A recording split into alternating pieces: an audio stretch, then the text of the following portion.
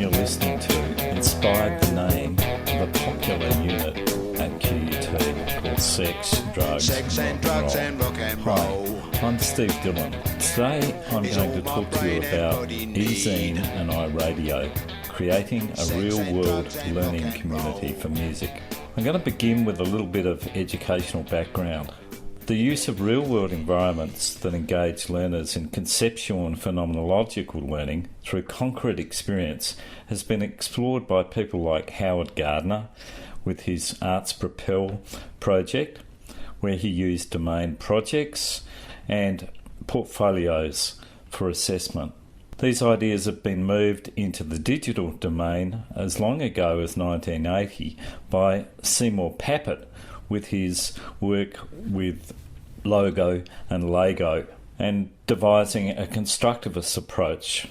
This kind of approach is common in schools, and certainly over the years of teaching I've used these approaches often. But I've found that coming into a university environment that barriers to this kind of more flexible and transformative approach to learning seem to be common.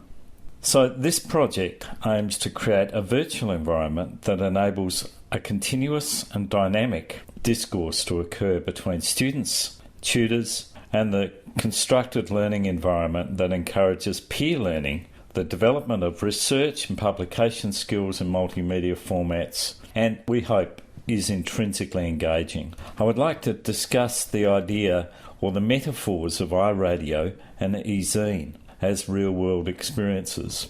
KMB 003, Sex, Drugs, Rock and Roll, and KMB 002, Music and Spirituality, are essentially about the relationship we have with music. They examine why music sounds like it does, and the influence of context, culture, and location on the sounds valued and expressed by a community. With this project, though, we discovered that this was very much about the student's own identity and the role that music plays in that development.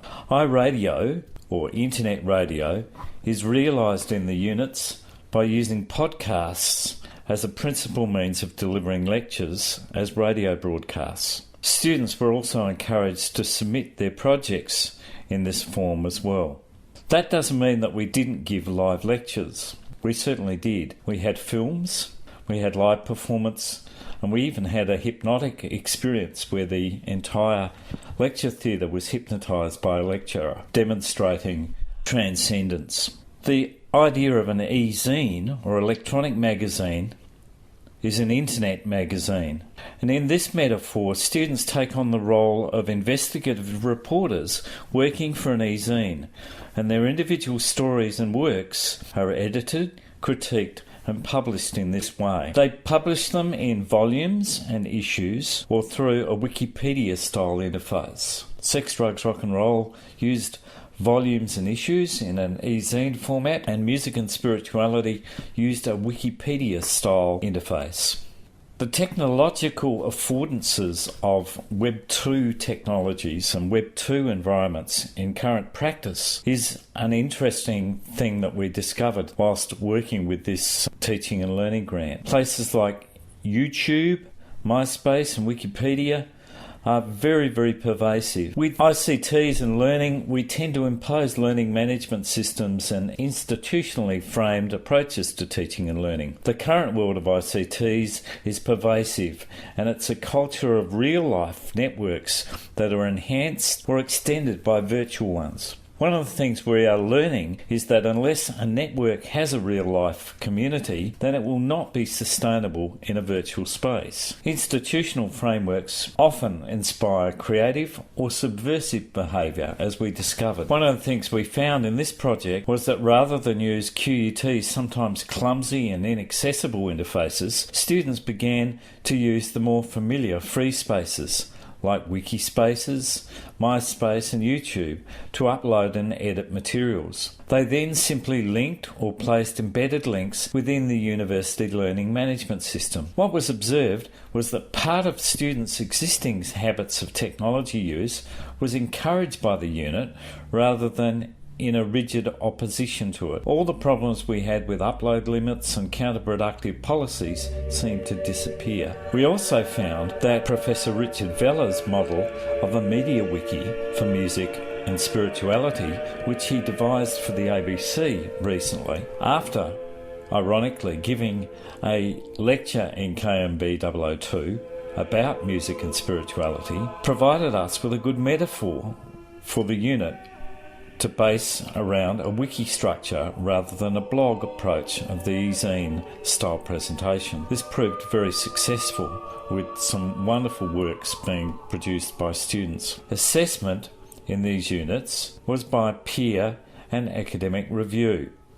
This modelled an editing process, with the editorial policy being the criterion reference assessment outlines for each task. Collaboration and in-class online review was encouraged, and students both developed their projects using CRAs and reviewed each other's using them as critical frameworks. This was hugely beneficial to students' learning, and we found that the quality of students' work improved tremendously through these processes. We want to create a simple model here using these two metaphors.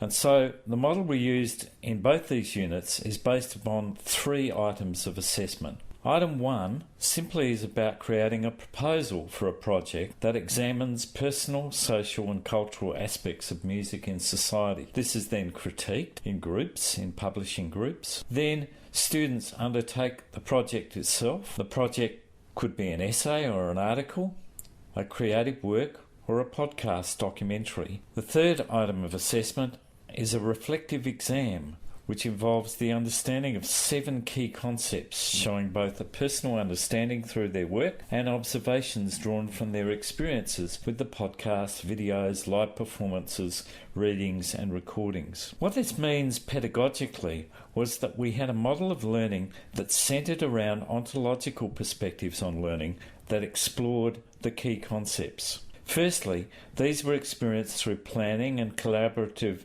development of a project, then through undertaking a project through a range of modes of presentation. Projects were creative works like songs, choreographed dances, video documentaries and podcasts, as well as traditional essay writing with added media links that students from a variety of backgrounds produced. They were powerful and moving works of very high quality. The first experience of the unit materials involved establishing a personal connection with the content. We think that is the most important aspect of this approach to learning, which focus on the ontological rather than the epistemological. The key concepts exam is about focusing on key concepts that surround the unit. In Sex, Drugs, Rock and Roll, these metaphors of sex and sexuality, drugs and transcendence, rock and roll and subculture, technology and authenticity form the key concepts which students think about in relation to all of their content that they have delivered to them and that they research themselves. Students are encouraged in tutorials to link podcasts, film projects and readings to these in the wiki over the semester each week. Then, at the end of the unit, they review the entries in the wiki and compare them against their own understanding.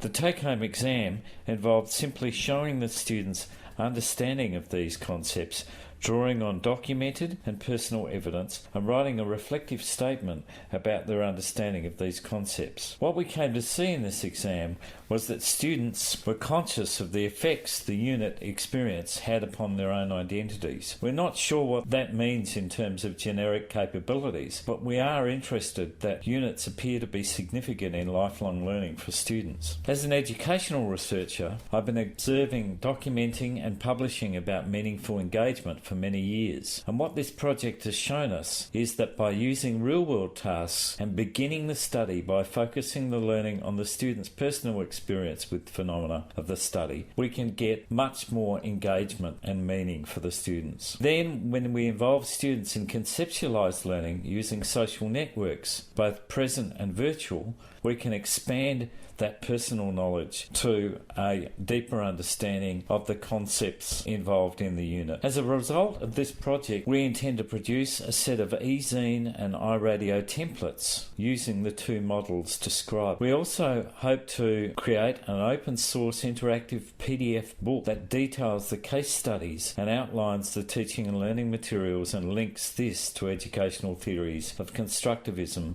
and domain projects and e-portfolio. Thank you for listening to eZine and iRadio, creating a real-world learning community for music. If you want to know more about this, please feel free to email me at sc.dillon@qut.edu.au. Thank you.